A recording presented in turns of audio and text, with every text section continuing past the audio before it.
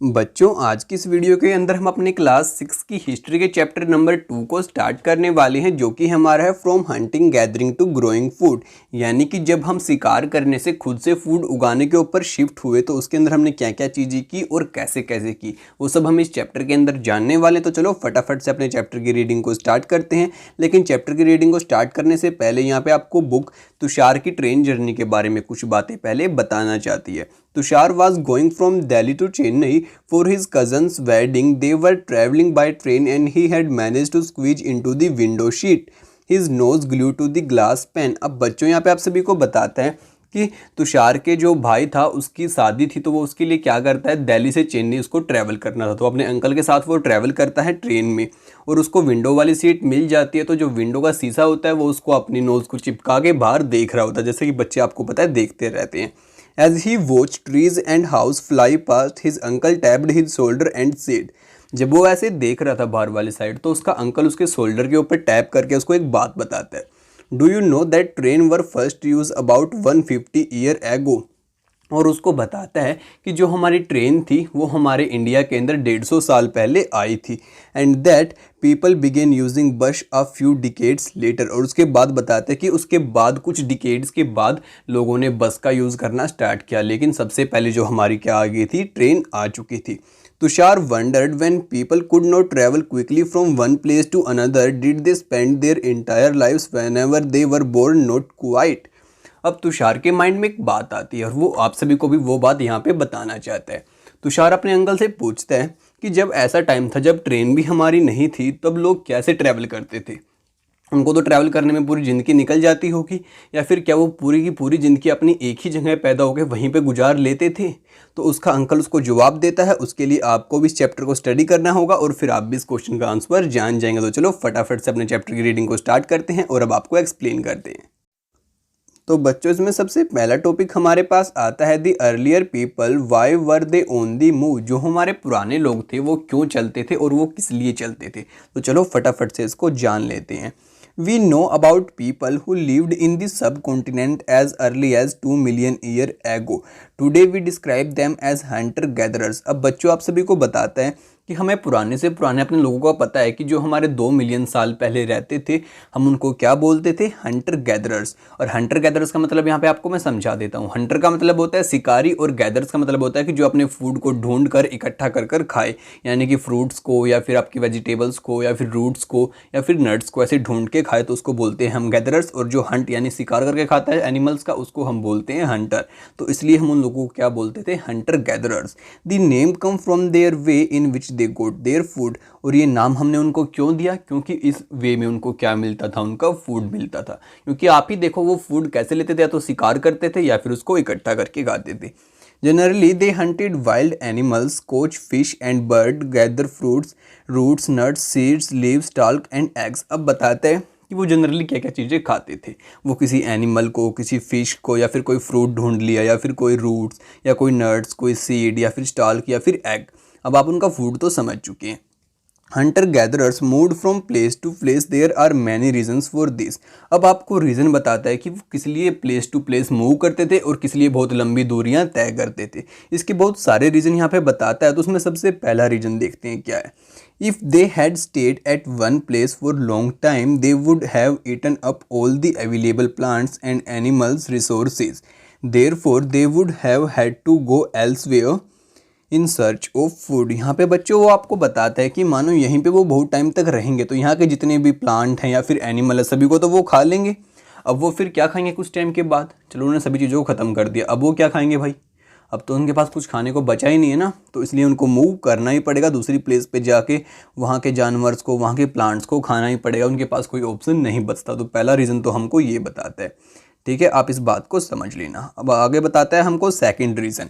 Animals move from place to place either in search of smaller prey और in case of deer and wild cattle in search of grass and leaves. This is why those who hunted them had to follow their movements. अब यहाँ पे बच्चों आप सभी को बताते हैं कि मानो यहाँ पे हमारी जो गायें वगैरह होती हैं, या फिर आप बफेलोज़ वगैरह लगा लो, या फिर गोट्स लगा लो, या डियर, कुछ भी लगा लो, जो भी आपकी ग्रास वगैरह खाते हैं। तो यहाँ पे ग्रास हैं, ठीक है, इसने यहाँ की सभी ग्रास खा ली। अब ग्रास तो ढूंढने के लिए इसको दूसरी प्लेस पे जाना पड़ेगा, तो इसके पीछे जो हमारे शिकारी थे यानी कि जो हंटर थे वो इसको शिकार करने वाले थे, उनको भी इसके साथ साथ मूव करके वहाँ पे जाना पड़ेगा, क्योंकि यहाँ पे अगर ये रहेंगे तो यहाँ पे तो ये आने नहीं वाली दोबारा, क्योंकि यहाँ की घास तो इन्होंने खा लिया। अब इनको घास खाने के लिए आगे जाना पड़ेगा, तो इस मैन को भी इसको फॉलो करना पड़ेगा। ये होता है हमारा सेकेंड रीज़न। अब देखते हैं हमारा थर्ड रीज़न कि वो किस लिए चलते थे। Plants and trees bear fruits in different seasons, so people may have moved room from season to season in search of different kind of plants। अब बच्चों यहाँ पे आप सभी को बताते हैं कि ये तो आपको पता है कि हमारे इस वाले सीजन के अंदर इस प्लांट के ऊपर फ्रूट आते हैं, दूसरे सीजन में दूसरे प्लांट के ऊपर फ्रूट आते हैं। तो अब मानो ये प्लांट्स तो इस वाले एरिया में है, दूसरे वाले प्लांट हमारे दूसरे वाले एरिया में है। उन्होंने इस सीज़न के अंदर तो इन प्लांट्स के फ्रूट्स को खा लिया, अब वो दूसरे सीज़न के अंदर तो उनको चेंज करना ही पड़ेगा, क्योंकि यहाँ पे उनको फ्रूट्स नहीं मिलेंगे तो वो भूखे मर जाएंगे। अब आप समझ चुके हैं यहाँ पे 3 मेन रीज़न। अभी भी आपको 4th रीज़न यहाँ पे बताता है। People, plants and animals need water to survive. Water is found in lakes, streams and rivers. While many rivers and lakes are perennial, which water throughout the year, others are seasonal. People living on their banks have had to go in search of water drinking the dry season, winter and summer. अब बच्चों यहाँ पे बताते हैं कि जो आपकी reverse होती हैं उनके अंदर उनको पानी पीने के लिए जाना पड़ता था। अब कुछ तो आपकी रिवर होती हैं पेरिनियल, PERENNIAL, पेरिनियल। अब जो पेरिनियल रिवर्स आपकी होती हैं वो तो पूरा साल चलती हैं, उनमें तो कोई दिक्कत वाली बात है नहीं। बट कुछ रिवर्स आपकी क्या होती हैं, सीजनल। ये सब आप जियोग्राफी के अंदर सीखने वाले हैं। उसके अंदर क्या होता है कि वो आपके किसी सीज़न के अंदर ही चलती हैं और फिर बाद में बंद हो जाते हैं। तो जो इनके आसपास रहते थे उनको तो मूव करना ही पड़ेगा, क्योंकि उनकी नदी का पानी जो है वो सूख चुका है, अब उनके पास पानी नहीं बचा है पीने के लिए। तो अब आप यहाँ पे उनके 4 मेन रीज़न समझ चुके हैं। तो आप इन चारों रीजन्स को यहाँ पे याद रखना, और अगर आपको याद नहीं हुआ तो आप एक बार वीडियो को रिवाइंड करके इनको देख सकते हैं अगेन से, और बिल्कुल रिवाइज और याद इनको कर सकते हैं। तो चलो फटाफट से अब आगे चलते हैं। तो बच्चों अब हमारा नेक्स्ट टॉपिक आता है, how do we know about these peoples. तो हमें कैसे पता चला इन लोगों के बारे में। आपके माइंड में ये क्वेश्चन भी आया होगा। Archaeologists have found some of the things hunter-gatherers made and used. It is likely that people made and used tools of stone. अब बताता है कि जो हमारे आर्कियोलॉजिस्ट थे ना, उनको कुछ ऐसे टूल्स मिले जिनकी वजह से उनको पता चल गया कि भाई इन टूल्स का यूज़ वो इस तरीके से करते होंगे और ऐसे अपनी ज़िंदगी को जीते होंगे। उन टूल से हमारे आर्कियोलॉजिस्ट ने क्या पता लगा लिया, उनकी लाइफ के बारे में। तो चलो देखते हैं। Would and bone. अब बताता है कि जो उनके टूल्स हमें मिले थे वो मेनली हमारे क्या क्या चीज़ के थे। एक तो हमारे स्टोन पत्थर के, दूसरे लकड़ी के, और तीसरे हमारे हड्डियों के। Of which stone tools have survived best. उनमें से जो हमारे पत्थर वाले टूल थे ना वो हमारे सबसे अच्छे तरीके से हमें अभी तक मिले हैं। जो हमारे बाकी वाले टूल्स थे वो अब तक हमारे ज़्यादा अच्छे तरीके वाले हमें नहीं मिले हैं। वो थोड़े या तो डिकम्पोज हो चुके हैं हमारे सॉइल के अंदर, या फिर हमारे ऐसे ही थोड़े अजीबोगरीब टाइप में शेप के अंदर बचे हैं। Some of these stone tools were use to cut meat and bones. अब यहाँ पे बताता है कि जो हमारे स्टोन के टूल्स थे ना, इनका वो यूज़ करते थे अपने किसी मीट को या किसी हड्डी को तोड़ने के लिए। Scrape bark from the trees and hides. अब यहाँ पे बताता है कि जो हमारे एनिमल्स थे उनकी आपको पता है वो स्किन को भी अपने ऊपर ओढ़ते थे, तो उनकी स्किन को उतारने के लिए। साथ में बताता है कि जो हमारे पेड़ों के बार्क थे उनको भी उतारने के लिए वो इन स्टोन टूल्स का यूज़ करते थे। Chop fruits and roots. और जो हमारे फ्रूट्स होते हैं, रूट्स होती हैं, उनको भी अपना छीलने के लिए, चॉप करने के लिए इनका यूज़ करते थे। Some may have been attached to handles or bones or woods। अब बताता है कि उनमें से कुछ जो पत्थर के टूल इस टाइप के थे जो कि हमारे हैंडल से अटैच थे, यानी कि किसी वुड के हैंडल से, लकड़ी के हैंडल से, या फिर किसी हमारी बोन के हैंडल से। To make spears and arrows for hunting. Other tools use to chop wood which was use as firewood would have also use to make huts and stools. अब बताता है कि जो हमारी लकड़ी थी उसका यूज़ वो अपनी हट्स वगैरह को बनाने के लिए भी करते थे, साथ में उससे और भी टूल्स बनाते थे जो कि उनके काम आ सके, और साथ में वो अपनी फायरवुड का भी यूज़ करते थे। अब यहाँ पे आपको कुछ फिगर्स दिखाई गई हैं उनके टूल्स की। Stone tools may also have been used for left digging the ground to collect edible roots. अब जो ऐसे वालों का स्टोन टूल्स था ना, इसका यूज़ वो हमारे ऐसे प्लांट के नीचे खोदने के लिए करते थे जिससे कि उनको खाने वाली जो जड़ें होती हैं वो मिल जाती थी। अब दूसरे वाला बताता है stitching clothes made out of animal skin. अब ये जो वाला टूल था ना, इसको वह यूज़ करते थे अपनी एनिमल स्किन को स्टिच करने के लिए, यानी कि अपने कपड़े बना के उनको पहनने के लिए। अब आप इन दोनों टूल्स का यूज़ समझ चुके हैं और यहाँ तक आप समझ चुके हैं, तो चलो अब फटाफट से आगे देखते हैं। अब बच्चों हमारा नेक्स्ट टॉपिक आता है choosing a place to live in. अब वो कैसे पता लगाते थे कि हमें कौन सी जगह के ऊपर रहना चाहिए। Look at map to below, all the places marked with red triangles are sites from which archaeologist have found evidence of hunter gatherers. अब बताता है कि जो आपका मैप है इसके अंदर जो भी साइट्स आपकी रेड कलर के साथ में, रेड ट्रायंगल के साथ में दिखाई गई हैं, वो जगह है जहाँ पे हमारे हंटर गैदरर्स रहते थे। Hunter gatherers lived in many more places, only some are shown on the map. Many sites are located near sources of water such as river and lake. अब बताता है कि इसके अंदर हम कुछ ही साइट्स को दिखा पाए हैं, सारी साइट्स को नहीं दिखा पाए। और एक बात हमें और बताता है कि जितनी भी आपको साइट मिलेंगी सभी आपकी नदियों के आसपास ही मिलेंगी। तो चलो फटाफट से अपने मैप को जूम करके आपको इन साइट्स को फटाफट से एक बार दिखा देते हैं, फिर आगे स्टडी करेंगे। तो बच्चों इसके अंदर मेनली आपको तीन ही साइट दिखाई गई है मैप के अंदर। एक तो हो गई आपकी कुरनूल केव। अब ये देखो आपकी कहाँ पे है, किस साइड में। अब एक दिखाई गई है आपके यहाँ पे हुनसगी। और देखो यहाँ पे आपकी कृष्णा रिवर है। मतलब कि यहाँ पे उसने बोला था ना जो भी आपकी साइट होंगी आपको नदियों के आसपास मिलेंगी। और एक साइट है आपकी भीमबेटका, और ये कहाँ पे है आपकी नर्मदा नदी के पास। और यहाँ पे मैंने आपको बताया भी था हमारी विंध्यास है हमारे पिछले चैप्टर के अंदर। और अगर आपने अभी तक उसकी वीडियो को नहीं देखा तो आप उसकी वीडियो को जरूर से देख लेना। और ऊपर हमारी कोई भी साइट नहीं है हमारी रेड ट्रायंगल वाली। तो चलो अब फटाफट से आगे रीडिंग करते हैं और बाकी की साइट को हम बाद में जैसे जैसे रीडिंग करते जाएंगे आपको बताते जाएंगे। तो चलो अब फटाफट से अगेन रीडिंग स्टार्ट करते हैं। As stone tools were important, people tried to find places where good quality stones was easily available. अब यहाँ पे हमें बहुत ही अच्छी बात बताता है और ये चीज़ हमको एक्सप्लेन करता है कि भाई जो हमारे हंटर गैदरर्स है उनको अच्छे स्टोन की ज़रूरत थी अपने अच्छे टूल्स को बनाने के लिए। तो उसके लिए वो उन जगह को ढूंढते थे, फाइंड करते थे जहाँ पे उन्हें अच्छे से उनके जो स्टोन थे वो मिल जाए, यानी कि अच्छी क्वालिटी की स्टोन मिल जाए जिससे कि वो एक अच्छा टूल बना पाएँ और एक मजबूत टूल बना पाए।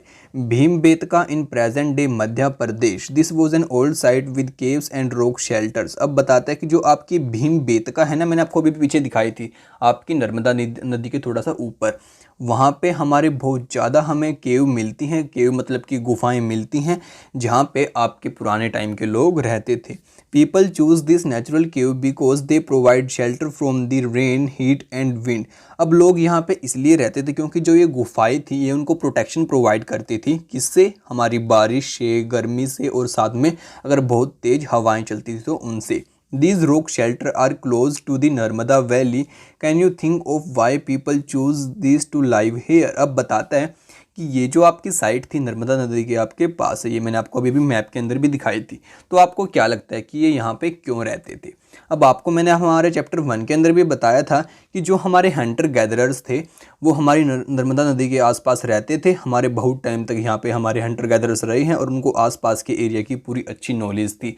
और अगर आपने अभी तक चैप्टर 1 की वीडियो को नहीं देखा तो आपने बहुत कुछ ज़्यादा मिस कर दिया, उसको जाकर ज़रूर से देख लेना। तो चलो अब आगे कंटिन्यू करते हैं और आगे हमारा टॉपिक आता है rock paintings and what they tell us. जो हमारी रॉक पेंटिंग्स हैं यानी कि पत्थर के ऊपर बनाई गई पेंटिंग्स हैं वो हमें क्या बातें समझाती हैं और क्या बातें दिखाती हैं। तो चलो इसको भी स्टडी कर लेते हैं। Many of the caves in which these earlier people lived have painting on the wall. Some of the best examples are the Madhya Pradesh and the Uttar प्रदेश।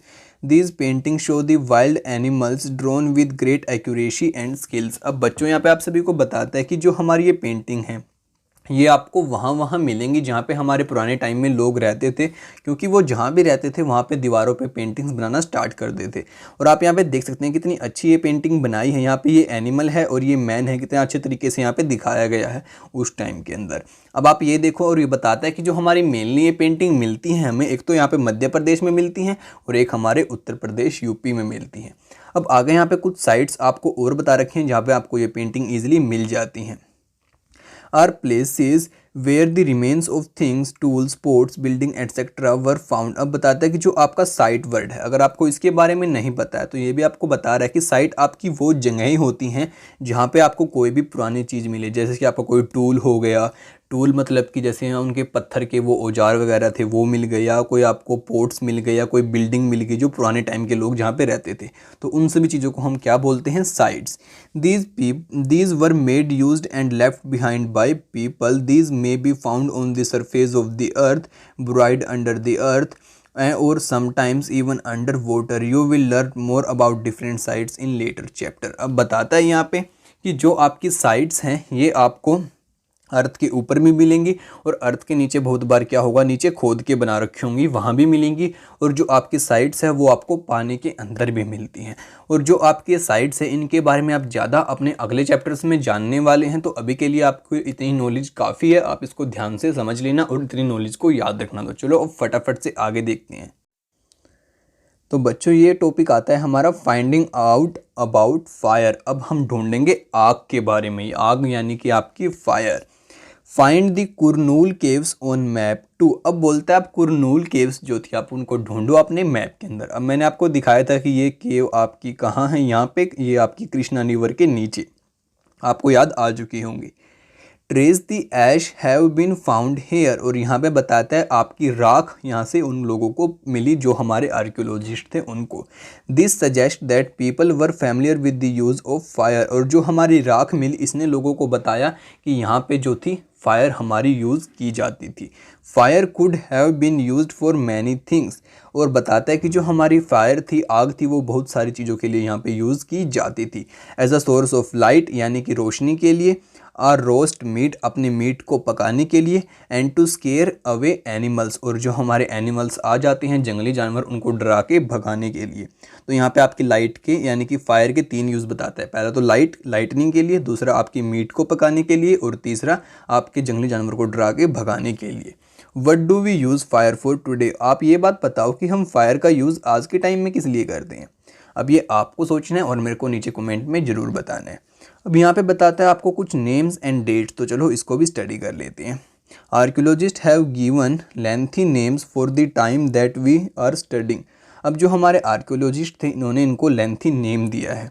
इनको लेंथी नेम दिया है वो हम स्टडी करने वाले हैं। They call the earliest period the Palaeolithic. जो हमारा पुराना टाइम था उसको ये क्या बोलते थे, palaeolithic. This come from 2 Greek words, palaeo meaning old and lithic means stone. अब बताते हैं, चलो एक बार मैं इसको आपको दोबारा से एक्सप्लेन करता हूँ। यहाँ पे बोलता है कि जो आपके आर्कियोलॉजिस्ट थे उन्होंने इस टाइम को बहुत ही बड़े बड़े नेम्स दिए हैं। तो जो आपका सबसे पुराना टाइम था उसको उन्होंने बोला है पैलियोलिथिक। आप इस स्पेलिंग को यहाँ से देख लेना, क्या बोला है, पैलियोलिथिक। ठीक है। अब बताता है कि जो आपका पैलियो वर्ड है स्टार्टिंग वाला, इसका मीनिंग होता है आपका ओल्ड यानी कि पुराना। अब दूसरा लिथिक मीनिंग है, उसका मीन्स है आपका स्टोन यानी कि पुराने स्टोन। इस दोनों वर्ड को कंबाइन कर दिया और फिर आपका वर्ड बन गया पैलियोलिथिक। तो अब आपको ये वर्ड याद रहेगा। ठीक है। The name points to the importance of find of stone tools. अब जो बताता है कि जो नेम है इससे हमें एक बात पता चलती है कि जो हमारे आर्कियोलॉजिस्ट हैं उन्होंने यहाँ पे जो स्टोन हमें मिले थे उनको इम्पोर्टेंस दी है। The palaeolithic period extend from 2 million years ago to about 12,000 year ago. और ये बात बताता है कि जो आपका पैलियोलिथिक ईयर था वो कब से कब तक था, वो 2 मिलियन साल से लेके आपके 12,000 साल तक था। अब इस बात को आप याद, मतलब कि 2 मिलियन साल पहले से आपके 12,000 साल पहले तक आपका कौन सा पीरियड था, Palaeolithic period. This long stretch of time is divided into lower, middle and the upper Palaeolithic. अब बताता है कि जो आपका पैलियोलिथिक था इसको 3 पार्ट्स में डिवाइड कर रखा है। ठीक है। अब लोअर, अब उसके बाद मिडल और तीसरा आपका अपर पैलियोलिथिक। तो अब आपके तीनों डिविजन्स भी आपको याद रखने हैं। This long span of time covers 99% of human history. और बताता है कि जो आपका ये इतना बड़ा टाइम पीरियड है ना, ये आपकी 99% क्या कवर करता है, ह्यूमन हिस्ट्री को। The period when we find environmental changes begin about the 12,000 year ago till about 10,000 year ago is called the mesolithic. और बताता है कि जो आपका 12,000 ईयर था ना, उससे आपके 10,000 ईयर तक के टाइम को क्या बोला जाता है, मीजोलिथिक। ठीक है। मीज़ो मतलब कि बीच वाला और लिथिक मतलब कि स्टोन, जो आपके बीच वाले स्टोन्स मिले थे वो आप समझ सकते हो इससे। अब आगे देखते हैं आपको क्या बताता है। Stone tools found during this period are generally tiny and are called the microliths. और बताता है कि जो मीजोलिथिक के टाइम में आपके स्टोन टूल्स मिले थे वो बहुत ही छोटे थे साइज़ के अंदर, इसलिए हम उनको क्या बोलते थे, माइक्रोलिथिक। माइक्रो मतलब छोटा और लिथिक मतलब कि आपके stones. Microlithics were probably stuck onto the handles of bones or woods to make tools such as saws and sickles। और बताते हैं कि जो आपके ये माइक्रोलिथ्स वाले टूल थे ये हमारे लिए बहुत अच्छे रहते थे, क्योंकि ये फटाफट से किसी भी चीज़ के ऊपर फिट हो जाते थे और हमारे अच्छे टूल्स बन जाते, जैसे हमारा सो हो गया और हमारी सिक्कल हो गई। At the same time older varieties of tools continue to be in use. और इस टाइम पे जो हमारे पैलियोलिथिक के अंदर टूल्स ये यूज़ किए जाते थे वो भी हमारे कंटिन्यू थे, मतलब कि वो अभी तक ख़त्म नहीं हुए थे। आप इस बात को भी याद रखना।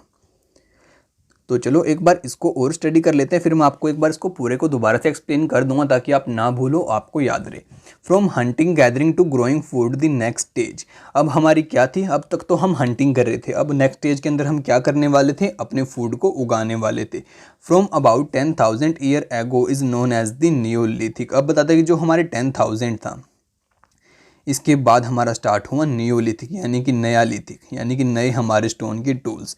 What do you think the term Neolithic means. अब आपसे मतलब भी पूछता है इसका, नियोलिथिक का मतलब क्या होता है। बाकी मैंने आपको यहाँ पे बता दिया, आप समझ चुके हैं। We have also mentioned the names of some places. You will find the names of many more places in the later chapters. Very often we use present day names of the places where people lived in the past because we do not know what they call them।